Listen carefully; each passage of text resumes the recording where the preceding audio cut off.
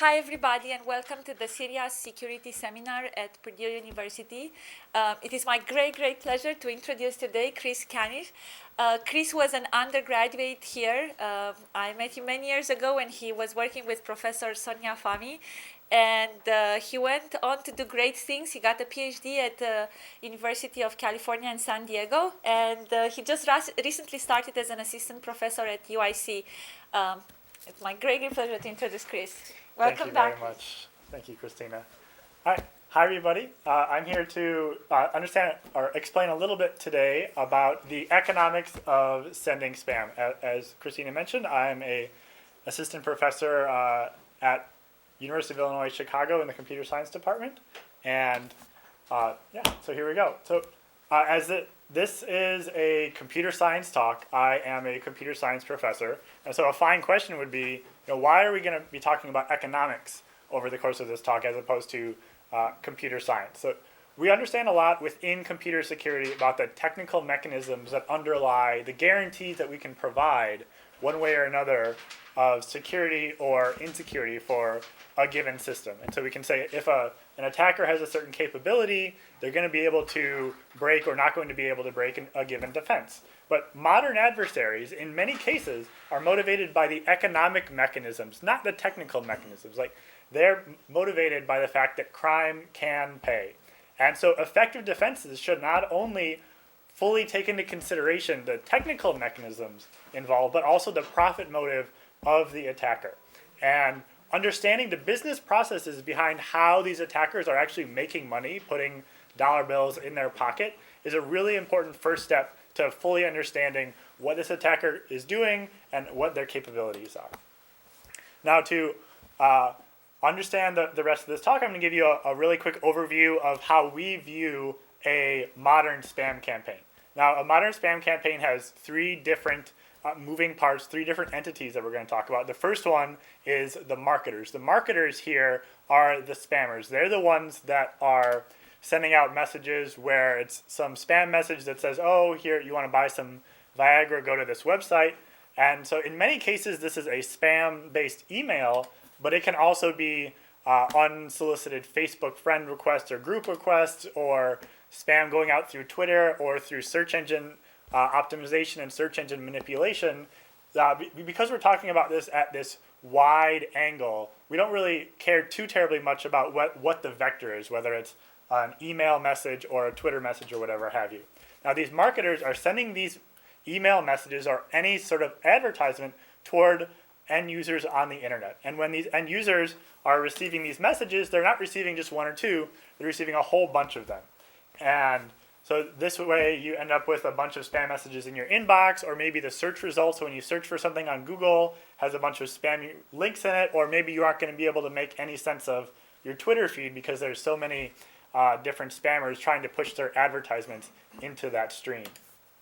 Now, what the marketers hope is that when the users receive these advertisements, some subset of them are going to go on and actually decide, oh, hey, I do want to buy this thing that's been advertised to me. That's what the marketers hope. And then if the users are actually going to do this, in modern spam campaigns, they aren't going to be talking directly back to that marketer. The marketer, their job is exactly that, marketing. They send these advertisements out. They don't have to worry about the back end of actually fulfilling that demand. So there's actually this third player, the merchants, who are in charge of receiving the payments, receiving the traffic that the marketers have created, and then actually taking the credit card transactions for those end users. And what their core competency there is actually fulfilling those orders and then paying out the business expenses of running this spam-based merchant business, this economy here. So what they have to do is they have to take a bunch of credit card transactions, and then they have to actually ship you what it is that they're trying to sell you, and I'll tell you more about why they actually have to ship that later on in the talk. So these are the three different entities that we're going to focus on during this talk today. And the first one we're going to look at are the marketers who are delivering the spam, and they receive a commission based on how many actual sales that they elicit. Now, the business model for this marketer is not something that's fundamentally new to us nowadays. Spam is just an advertisement where they're advertising the goods that are for sale. The business model is direct marketing, the same as Sears or anybody else or LL Bean who is sending you a catalog in the mail. They worry about how much revenue that they're bringing in, what the success rate is of their advertisements, and how much it costs them to deliver that advertisement. So in the real world of direct marketing, it costs maybe $1.50 to send out that LL Bean catalog. They hope that 1 in 100 people makes a actual purchase after they receive that catalog for free. And then if that purchase is, $150 or greater in that 1%, then you can say, oh, they're breaking even. This is, a revenue neutral or positive revenue successful marketing campaign. And so that would be what would happen in the real world. What we're going to look at here today is looking at this for spammers. We're going to characterize this revenue, give you a decent idea about what the conversion rate is, what the success rate is, and what the gross revenues are for these spammers. So what we want to know here is just how much money that they're making and where they are making this money from. So modern spam in many cases is delivered by botnets. These are networks of compromised machines out there in the internet that are all communicating possibly with each other, possibly with some third party somewhere else. And the fundamental thing here is that the pro to using a botnet, which is somebody else's machine, is that you're kind of getting something for nothing. You're getting this free computation, free network access, because it's somebody else's machine that they don't know that they're compromised. But the con for the actual botnet is that they have to trust this machine that's under the physical control of someone else to do their bidding. And they can't perfectly trust this machine if they don't have it secure. It's fundamentally insecure because this is something that's already been infected by that end user. So the specific botnet I'm going to talk about today is the Storm botnet, which was a relatively high-profile, very noisy botnet that had its heyday back in about 2007 and 2008. There's one industry company who estimated that 1 out of every 5 spam mail that was being sent at that point in time was being sent by the Storm botnet. And so this is obviously a very high-profile, very noisy botnet. And another funny little industry information like tidbit that you got out of the professional press then was saying, okay, well, if you take the number of nodes in this botnet and you multiply it by what the average computational power is of a current desktop machine, you could actually say that the Storm botnet was one of the most powerful supercomputers in the world had it been used to actually perform distributed computation. So it was definitely a big player at this point in time, sending a lot of spam.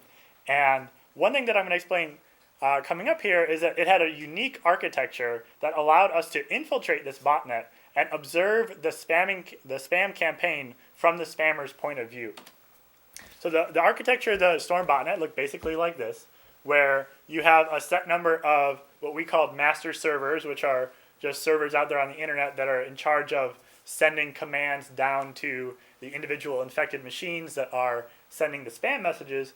But where a traditional botnet will only have 1 tier of infected machines, this one was actually using 2 tiers of infected machines, where certain bots, these worker bots, they're the ones that do the traditional botnet style work, where they're sending spam, they're collecting email addresses from address books, they are sometimes even sending distributed denial of service attacks.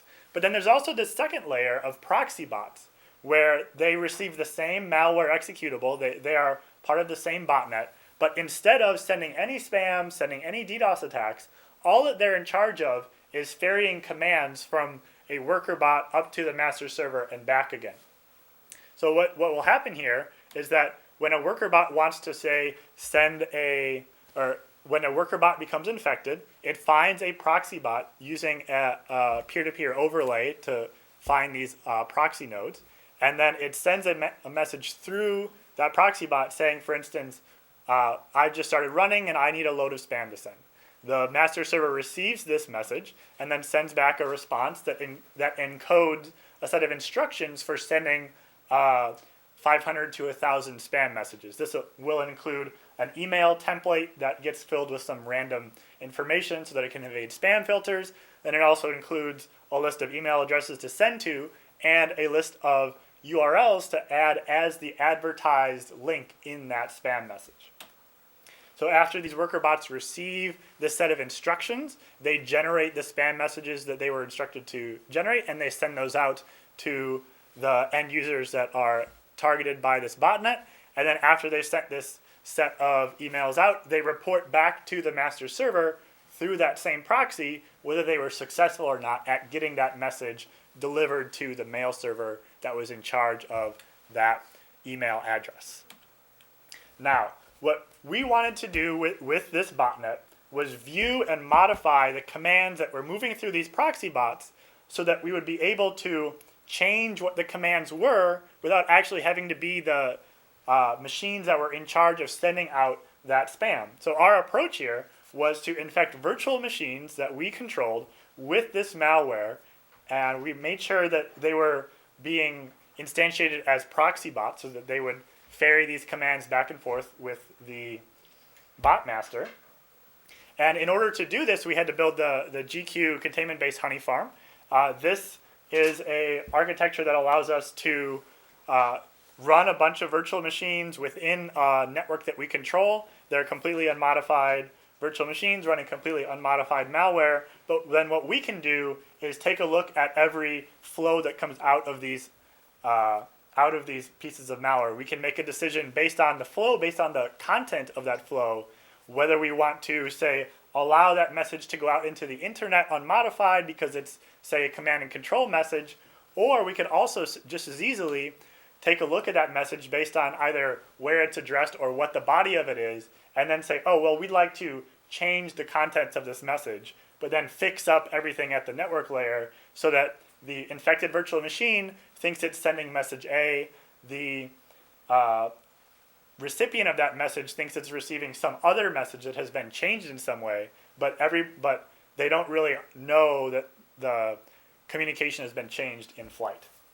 So this was the GQ containment honey farm that we used to modify these network flows that were going through these pieces of malware. We also had to reverse engineer the entire operation of this botnet, where we had to understand the spam templating language because it was a custom job that the spammer had cooked up. We had to understand their command and control protocol, which had both some primitive cryptography and an interesting custom content scrambling algorithm that made it trickier to understand what was going on, but definitely not impossible, as you'll see a little bit later on. So we were able to understand the semantics of this command and control protocol, and we were able to install some of these proxy bots within our containment-based honey farm. So these are virtual machines that we control. They join the botnet just as any other proxy bot would. And after they do this, the worker bots eventually start trying to make connections because they're saying, okay, well, I need you as a proxy to relay this message to the master server. So just as before, a worker bot will connect through one of our infected virtual machines and send this same message that says, oh, I'm ready to send a spam message.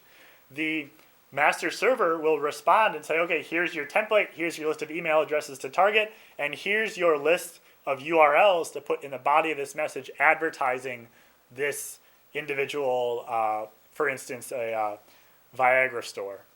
And so before that message gets sent down to the worker bot, if it goes through our proxy bots that we have infected in our network, we can actually change what URL is being advertised in these spam messages. So if an individual worker bot does not connect through one of our virtual machines, they will send the message that includes the spammer's desired link advertisement. However, the worker bots that do connect through our proxies are sending out spam messages to the same set of email addresses with the same types of obfuscation so that they can get through spam filters, but they include a different set of URLs. And that allowed us to have these worker bots send messages that advertise a server that we control. So the end result here is that the same email addresses receive spam messages had we not existed, but a different URL was being advertised at that point in time. And an important thing to note here is that our virtual machines were only proxying for approximately 1.5% of the entire network at that point in time. So it wasn't 1/3. It was more like a much smaller portion of the entire botnet at that point in time. So this allowed us to sample their entire campaign, but not have a very large and obvious effect on their bottom line or their operations. Now that we have this capability of watching spam messages get sent out and then eventually seeing the respondents come and take a look at the site that was advertised, we want to measure as much as we can here. What questions do we want to answer? So first, we want to see, okay, well, we don't just want to see the number of people that are coming to this site. We also want to see what they're going to do on this site. So we created 2 sites that mirrored the actual sites that were being advertised at that point in time. One of them, which was the self-propagation vector for this botnet, was an advertisement that said, oh, check out this funny joke. That advertisement would redirect you to a website that said, oh, if you want to see this funny joke, please click here. The click here asks you to download a program, and I guess you're supposed to expect that the program will tell you the joke. The joke is on you because then you become infected with the malware and you don't even get to see a joke, which I thought was kind of a bummer. So what happened was we created a site that did, from the outside, it did everything the same, but instead of infecting the end host's machine, it only sent back a phone home to our machine to say, oh, this program was run, and then did nothing else. The other spam campaign that was active at this point in time was selling pharmaceuticals online. We created a lookalike store that functioned basically the same way and was advertising the same products for the same prices, and we were able to track what products the end users were clicking through and what they were putting in their cart, and we tracked everything up to the point where they would actually click the buy now button and put in their personal information. At that point, we just said, oh, sorry, we're down for maintenance. But at that point, we get to say, okay, well, this is what they had in their cart when they decided they wanted to try to buy these products. So we modified the instructions that were being sent through our proxy bot so that these URLs were advertised in a small portion of the entire botnet's output. And we just did everything we could to make everything look as similar as possible, both at the network level and just at the visual level here, to remove any bias in our measurements. So now that we have this capability of measuring the conversion, the number of people that are actually going to come to this website and try to buy something or try to run a program that'll tell them a funny joke, you can think of the entire process between targeting thousands or even millions of email addresses, going all the way from there to, well, you have to, if you're going to target a certain email address, it's got to be a valid email address, and then that email has to get through the spam filter. Then that email has to not only get through the spam filter, but it actually has to be interesting enough to the end user that they're like, oh, I do want to read this. And then there's only going to be a smaller portion of people that are going to say, oh, well, I do want to try to buy some Viagra online. And then eventually at the other end of this conversion pipeline, as we call it, you're going to get a small percentage of people that are actually going to successfully convert on this advertisement. They're going to successfully buy something from this advertisement, thus justifying sending all of that mail in the first place. So let's work through that pipeline here. So at the very beginning of the pipeline, we can look at how many email addresses are targeted by the botnet during our experiment. So for the pharmaceutical spam campaign, there were about 350 million email addresses targeted. And for the funny joke campaign, there were about 125 million email addresses targeted. Now, as I said earlier, the bots not only attempt to send this message, they also report back to the botmaster whether or not they were successful at getting the mail accepted by the mail server in charge of receiving that mail. And so a full 3/4 of all these messages don't even get accepted by the mail servers that are in charge of this. So this is where either the email address is just invalid, or there's a behavioral blacklisting going on where a certain mail server will say, oh, I've seen this IP address, this host on the internet sending lots and lots of messages that get marked as spam. I'm just going to say any messages coming from that host, I'm going to say a priori, I'm not even going to read that message. I know it's going to be spam. I don't even want to spend any time processing it or receiving it. And there's a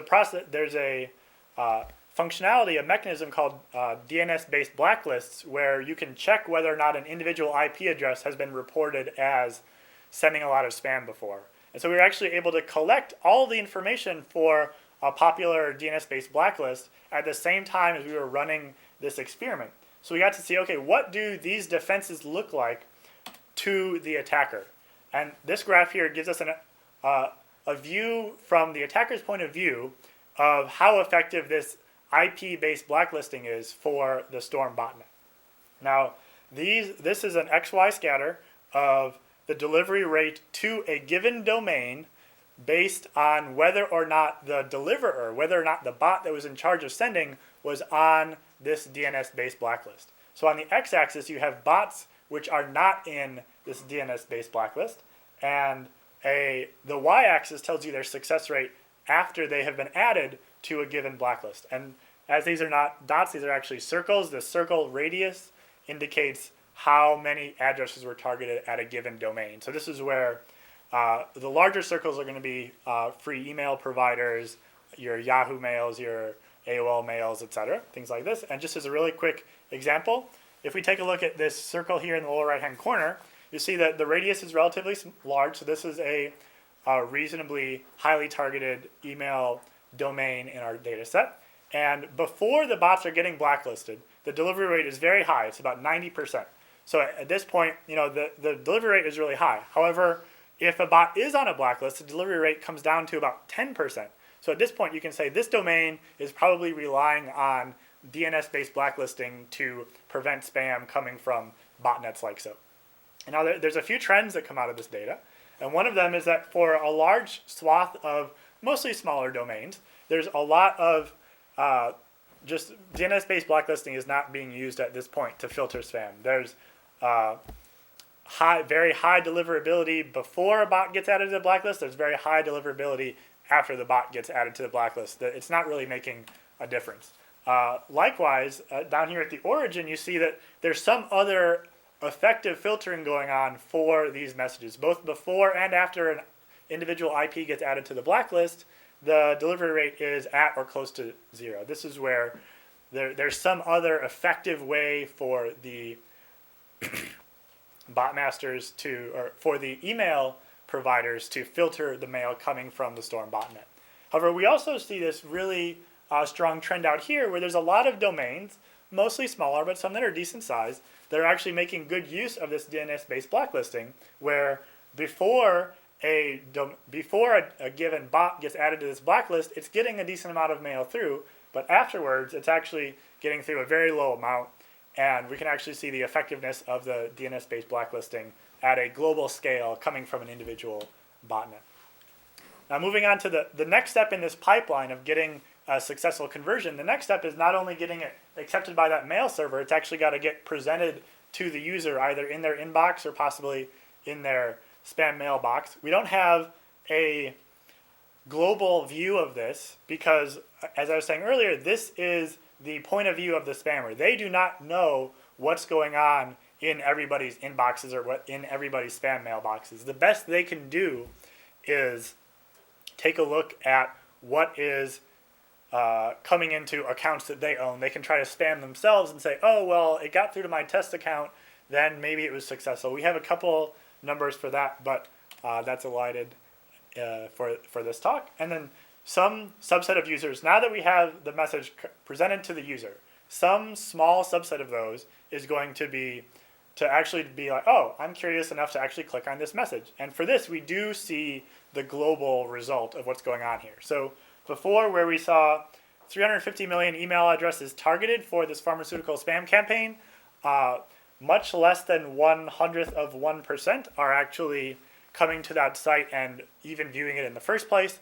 Likewise, although a little bit higher, you've got a very, very low conversion rate for the postcard, the funny joke campaign there. And so if you want a successful conversion, you not only want them to visit this site, you want them to actually try to buy something or try to run this program to get them infected with the bot malware.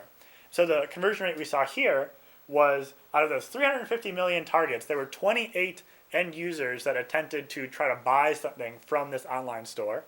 And then, again, a little bit higher conversion rate for the infection campaign was 541 out of over 100 million different targets actually deciding, oh, we do want to try to run this program. So if you do the division out, you can see that 1 in every 12 million of those spam messages actually resulted in a successful purchase in our hypothetical situation here.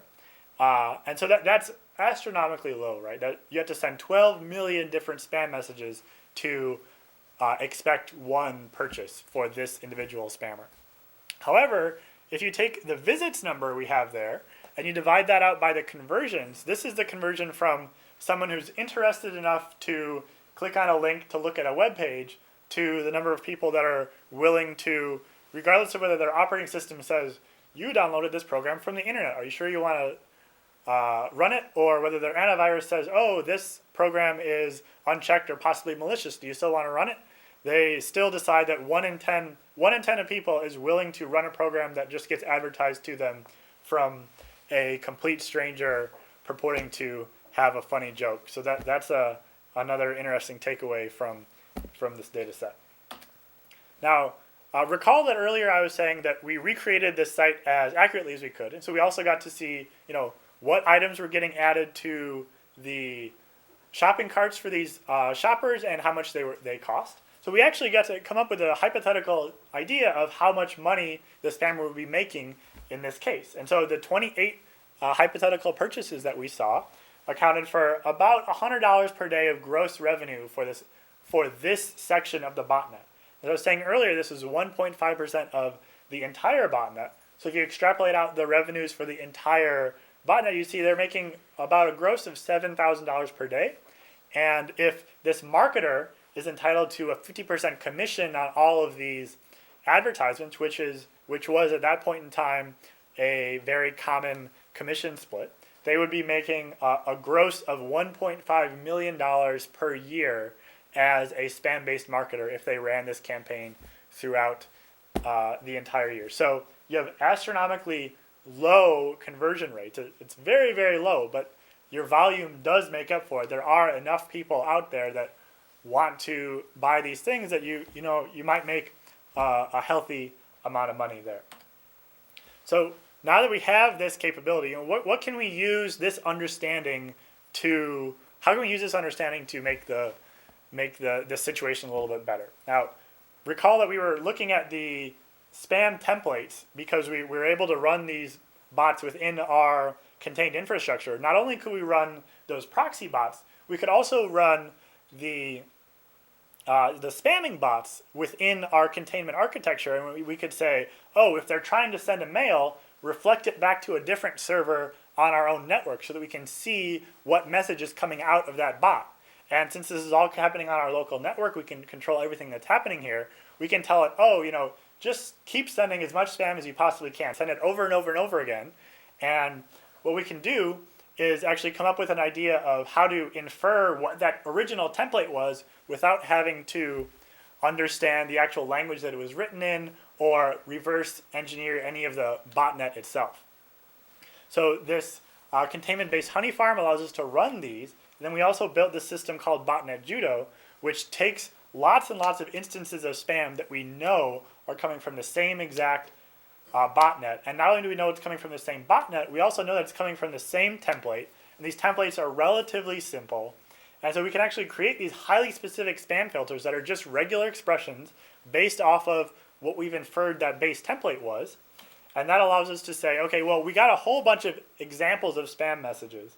We can actually infer what the template would have looked like and use that to create a spam filter. Now, this spam filter is not a great spam filter. It's not even a good spam filter by most evaluations, because most evaluations are going to say, well, what percentage of all spam are you going to stop? Like, at this point, we're only going to stop, as I was saying, about 20% of all spam. Absolutely best case scenario if it's a super noisy botnet. But what's great about this is that we're going to have virtually no false positives because we have this regular expression that only matches outputs of this template. And so this allows us to say, this is safe enough to deploy in line as a spam filter based off of this information that we understand about the botnet by infiltrating it and understanding both their bottom line and how they're getting all these messages sent out. So this automatic filtering provides us with a effective, highly precise, but not fully covering way to block a whole bunch of spam without any, with virtually no false positives. Now that is the first section here, and that gives us an idea of what it looks like to be a marketer in this system. The next thing that we're going to focus on here is what it looks like to be a user. We're going to understand the demand that underlies this market, because if nobody wanted to buy Viagra online without a prescription, there wouldn't really be too much of a reason to actually send those advertisements out. So understanding a bit more about the demand that underlies this ecosystem is pretty important. So that previous approach where we're looking at it from the point of one bot master, we got to go really deep into the operations of one organization that was sending these spam messages in a certain way. We got to see millions and millions, hundreds of millions of different email addresses targeted, but we only got to see information about 28 purchases. That's a very small, it's 1.5% of one operation. The entire ecosystem is much, much larger than that. And so our goal for this section of the talk is to understand the global demand here. And in order to do this, we need to understand a bit more about the merchants and how that mechanism actually functions. And again, the way that we're going to pull the data out here is we're going to exploit some data leakages based on the bad guys using compromised machines as part of their infrastructure. And we're going to be able to synthesize an understanding of the demand distribution based on a limited amount of data that we opportunistically were able to collect over the course of our research. So a little bit more about the mechanism here of how these three entities are interacting. As we saw in the first section, there's marketers. They're sending lots and lots of advertisements. They're targeting these users. And then some subset of the users are going to say, oh, okay, well, yeah, I do want to look at that advertisement. I do want to go to the website that was advertised here. And so they go to this website. They click on a few different things. Maybe they compare some products. They decide that okay, I know what I want to buy. I'm going to hit the checkout button. Once they have decided to make the purchase, they're no longer interacting with the marketer in any way. At this point, they are completely interacting with the merchant, because the merchant here has to take these credit card payments and then ship back the information and or ship back the products. I'm sorry. So these merchants are relatively well organized. This page here is a screenshot of one of the advertisements by the merchant advertising for marketers to advertise on behalf of that program. Now they're very polished. There's at least a dozen different relatively popular programs here, so they're competing for marketers because they want more people to advertise for them as opposed to some other merchant. And some of the qualities of this are that they offer high commission on sales, and very, very high, 30 to 60% of the gross revenue for an individual sale is going to that marketer. They offer you on-demand payment. You even have an iPhone app where you can say, oh, I have caused this many sales. I can ask them to deposit that to my bank account right now while I'm out on the town. They offer low drug prices so that you can actually compete against other merchants and have a lower price for your Viagra without a prescription. And they even give these merchants, the merchants give the marketers a lot of leeway, and maybe they can run their own shop where it looks different. They have lots of different pre-made templates so that they can say, oh, this template looks cooler, and so I want to use this to advertise my shop. And there's lots of things going on here. What the takeaway here is that these merchants are very aggressive at recruiting the marketers to advertise on their behalf, because they're running the back end of this business, and they rely on the high volume of lots of different marketers successfully sending these advertisements to different people. So these people that are receiving these advertisements, these are who we want to focus on at this point. Now, the questions we want to ask here are, where are these customers located, and what drugs do they want to buy? Ideally, we would have the full back-end database from these merchants, and we could just take a look at that all the way through. My research group was actually able to do exactly that and corroborated a few of the results that I'm going to present here. But in the absence of this ground truth information about their business operation, what can we infer from what is available to us? Now, we're going to go over the specifics of another online pharmacy. or on another one of these operations. And so here we have the affiliate, which is the marketer, who's going to send some marketing information to a user in hope that they actually go and browse to one of these sites. Now the site itself within the Eva Pharmacy network is hosted by the marketer. The marketer hosts the site. They can tweak things how they want. But the images that are on this page are actually being loaded from compromised hosts somewhere else in the internet. And so this means that all of these hosts, so there's hundreds and hundreds of different affiliates. They run their own servers. We're not going to get a longitudinal idea looking at one or two of those servers. But if we're able to see all these image loads from one of these compromised image hosts, there were only on the order of half a dozen different hosts that were in charge of the images for the Eva Pharmacy network at this point in time. We were actually able to receive the web logs for a host that was in charge of about 20% of all image loads for the Eva Pharmacy affiliate network over about 5 days. So this isn't a smoking gun. This isn't everything we want to know, but we can infer based on these logs, okay, well, we know what images are being loaded on the landing page. We know what images are not going to be in the cache when the end user actually navigates to an individual page advertising a product. And finally, we can know what images will not be cached and be unique on the cart pages. So after recreating the structure of the site and understanding what images are going to be loaded when, we can actually create an understanding of everyone that is coming to this site that is loading images from the host that we have access to the logs from.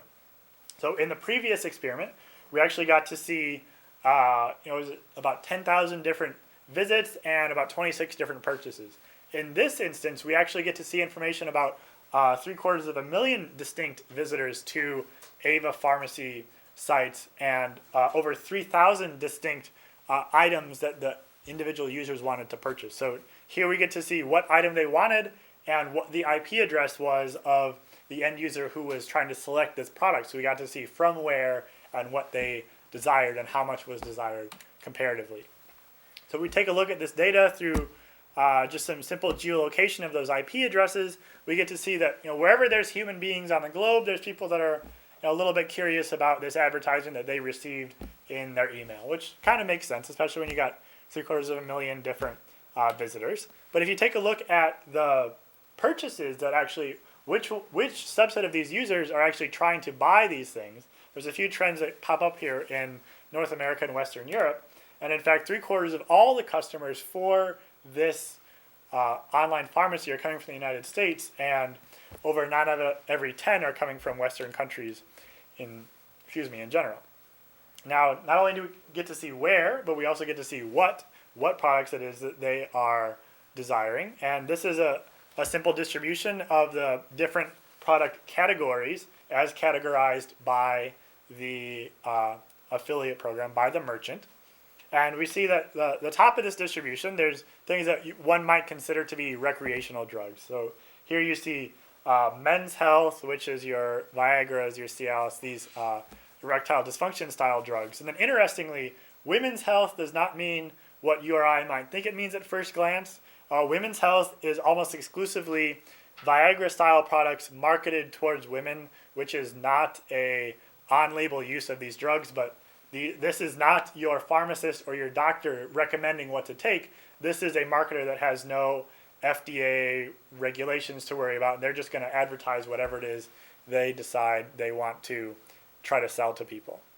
So 71% of these are kind of these types of things that you expect. Pain relief are things that are analogs to narcotics that have a propensity for abuse. So things like herbal Xanax is a popular thing in the pain relief category. But if you look at this, the remaining almost third of these are things that one might not typically think of as spam advertised pharmaceuticals. Popular things in here are allergy medicine, antibiotics, blood pressure medicine. These are drugs that people actually, they shouldn't need to go online to buy these things. These are things that they probably need just to go about their day.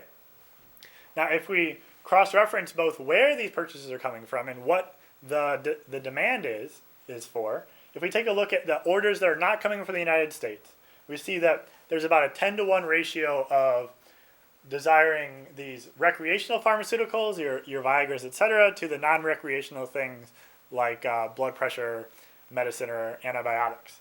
However, if you look at the demand coming from within the United States, there's a very, very big difference here where there's a 2-to-1 ratio of the recreational to the non-recreational drugs. Now, if you factor in the fact that the United States is a very large part of this demand overall, you're seeing that the U.S. visitors are 4 times more likely to select these non-recreational drugs than the other Western visitors. There could be a lot of reasons for this. One hypothesis could simply be that the healthcare regimes in these different nations have a market effect on whether or not someone is convinced that they should go to the internet to buy their medicines. Now that's taking a little bit of a closer look at the demand that's actually putting money in the pockets for these marketers and for these merchants. The final aspect of this talk, we're going to go over the merchants themselves, and we're going to actually take a look at not only one marketer and not only one merchant, but lots of different merchants, and kind of get an idea of how big this ecosystem is. How much money is flowing into the spam advertised pharmaceutical marketplace. So just as the last time, if we want to understand the revenue, we want to characterize this business, a few good questions to ask are going to be how much money are these merchants making and how many orders are they processing. And again, ideally, it'd be great if we had access to ground truth data. We could ask them, oh, hey, do you want to tell us some things so we can do some research? That unfortunately is not the case, but we can find some information leaks here. We can understand this from information that is available to us. So as part of what I was doing in this research, I was ordering a bunch of drugs online. And what I was so one of the first anecdotes I have here is that the customer service for this process is really, really good. You get multiple emails back from these people. You get sometimes they'll call you on the phone to make sure that you wanted to make that order. If the order doesn't get through customs, then they'll happily ship you a new one. If you decide, oh, I want my money back, I didn't like this, they'll happily give that back to you. And so just one aspect of this customer service was that we would get these emails that would keep us apprised of the process of our order. And so this was an email that I received after ordering from an individual pharmaceutical site. And I see, okay, I got this order number here, this 482,065. Later on the same day, I make another order from a different site. It looks completely different, but they're selling more or less the same drugs. It's a site that was advertised by a different marketer, but it's for the same back-end merchant. And so the same back-end merchant is going to use the same back-end customer service process and actually give me a new order number. This one is a little bit higher, 483,000 something.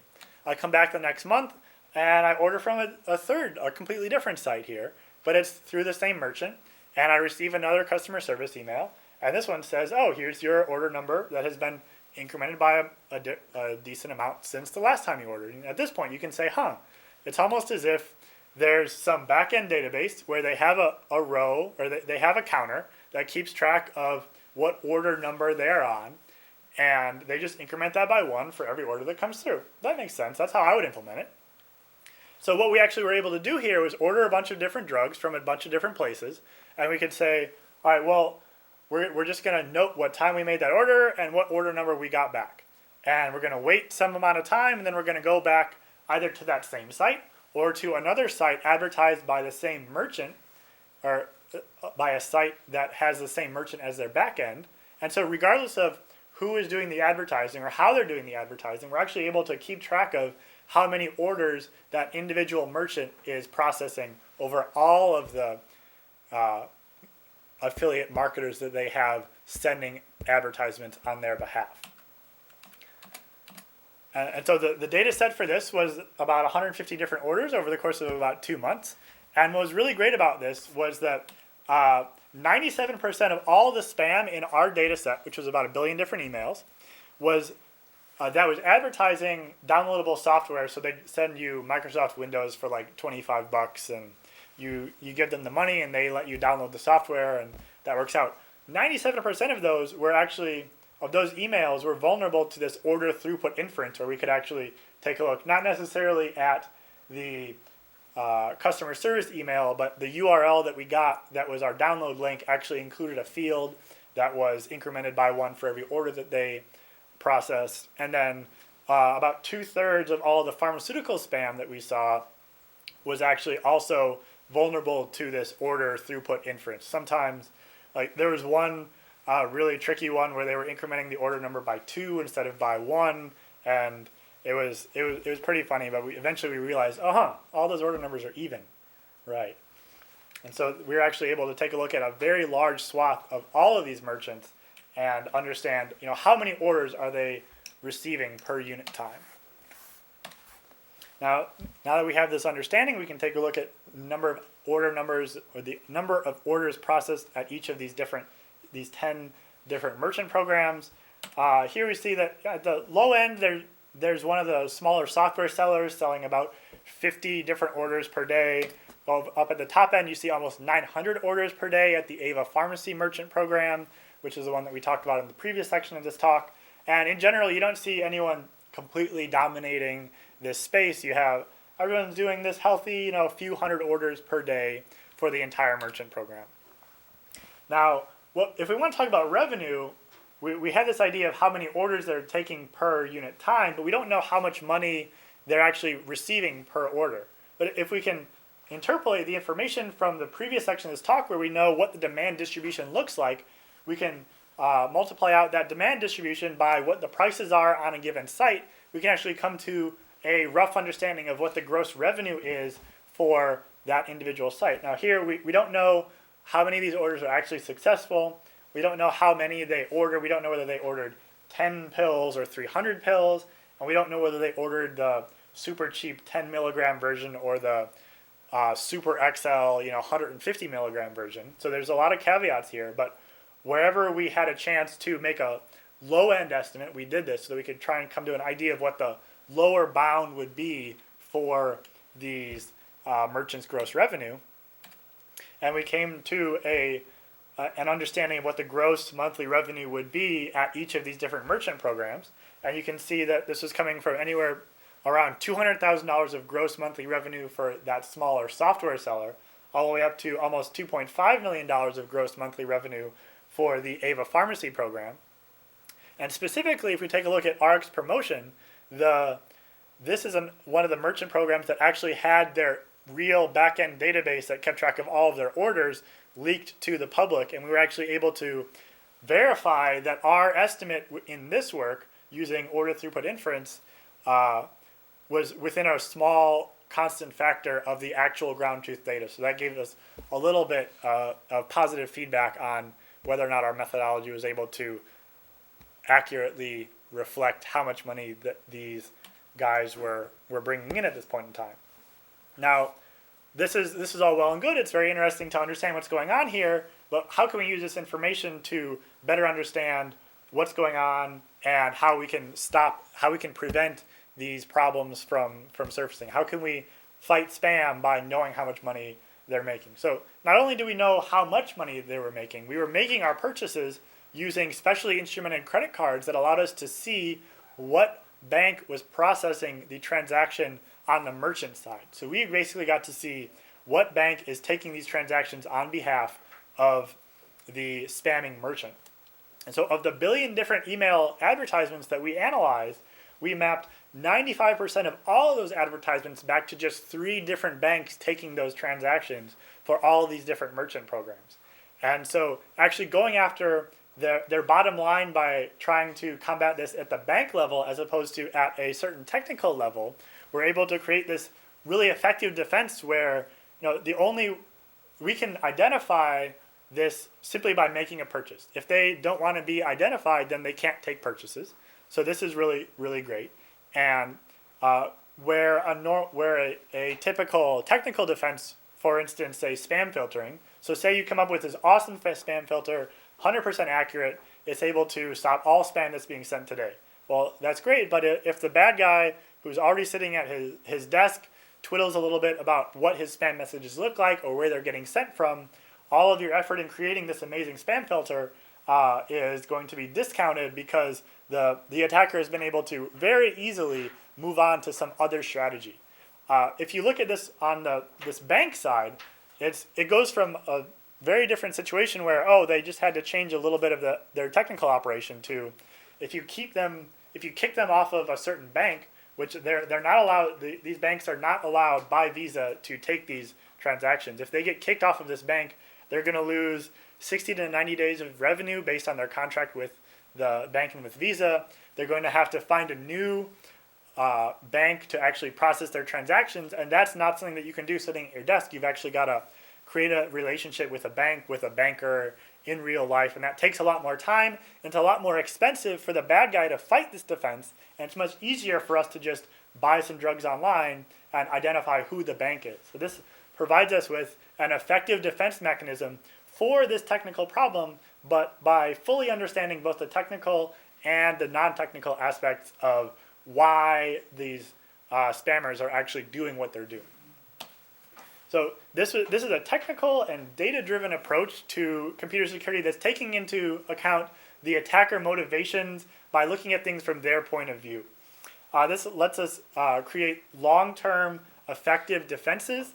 And what I'd like to do a little bit of future work is take a look at not only spamming as a way to make money, but I'd also like to take a look at stealing financial credentials, say bank account logins or credit card numbers, and take a look at, okay, we understand that they can steal these, and in many cases it's not too hard to steal a credit card number.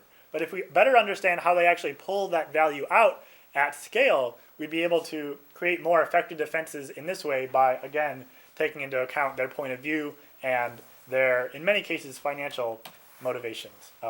Thank you very much for your attention. I'd be very happy to take any questions.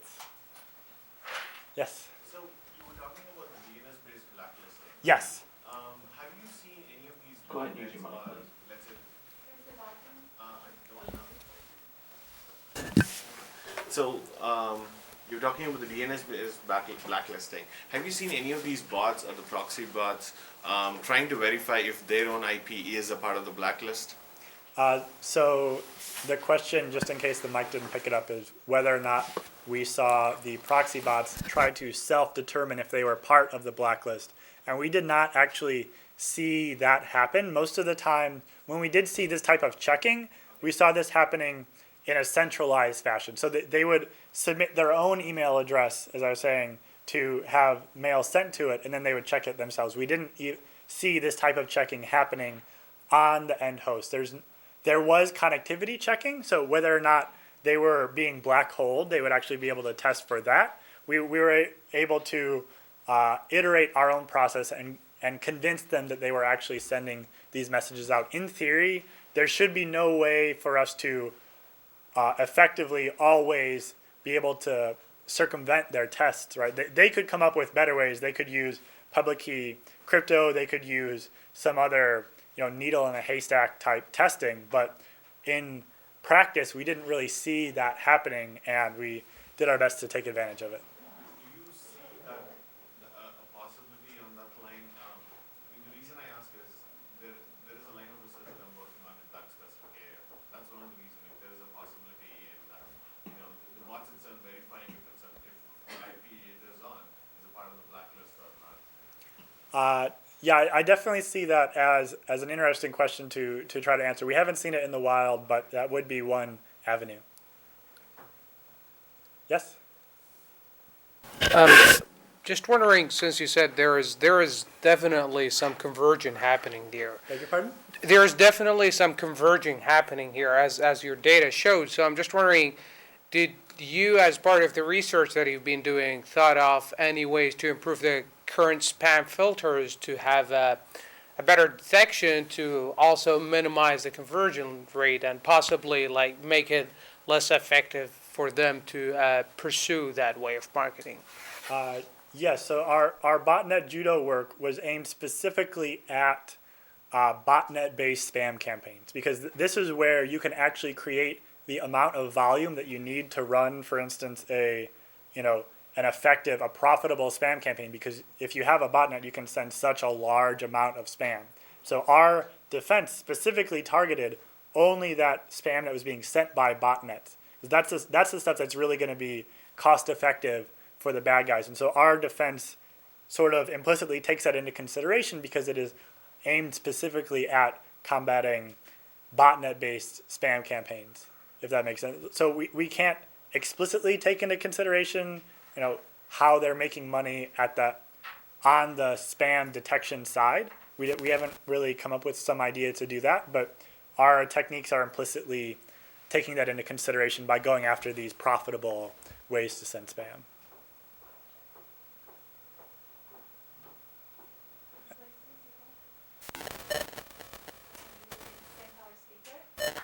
Thank you.